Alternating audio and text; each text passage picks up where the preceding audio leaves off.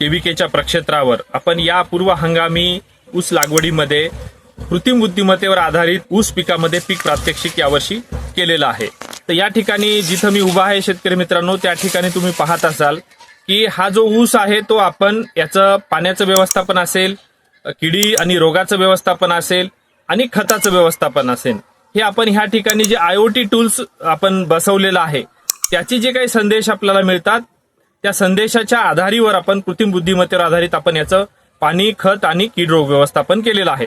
या ठिकाणी तुम्ही बघत असाल की साधारणतः या ऊसाची उंची आपण बघत असाल साधारणतः 6 ते 7 फूट आपल्याला उंची या ठिकाणी पाहावयास मिळते। त्याचबरोबर या ठिकाणी फुटव्यांची संख्या आपण जर तपासली असता साधारणतः 3 महिन्याला, तर या ठिकाणी आपल्याला 7 ते 8 फुटवे सरासरी एका झाडाला आपल्याला पाहावयास मिळतात।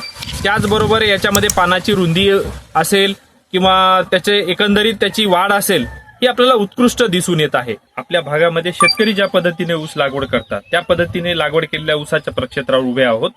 तर या ठिकाणी साधारणतः 2 डिसेंबरची आपली ही लागवड आहे। तुम्ही बघत असाल तर याची उंची साधारणतः 3-3.5 ते 4 फुटापर्यंत आपल्याला या ऊसाची उंची पाहायला मिळत आहे।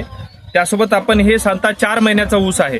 या ठिकाणी फुटव्यांची संख्या जर तुम्ही बघितली साधारणतः एका झाडाला साधारणतः 3 ते 4 फुटवे आपल्याला या ठिकाणी पाहावयास मिळतात। पानाची जाडी सुद्धा आपल्याला कमी पाहायला मिळते। तुलनात्मक जर अभ्यास केला तर आपण कृत्रिम बुद्धिमत्तेमध्ये जी ऊसावरची लागवड केली आहे त्यामध्ये आपल्याला अधिक चांगल्या पद्धतीचा ऊस पाहावयास मिळतो। ह्या तंत्रज्ञानाविषयी आपल्याला अधिक माहिती घ्यायची असेल तर आपण कृषी विज्ञान केंद्र सगरोळीच्या प्रक्षेत्राला अवश्य भेट द्यावी।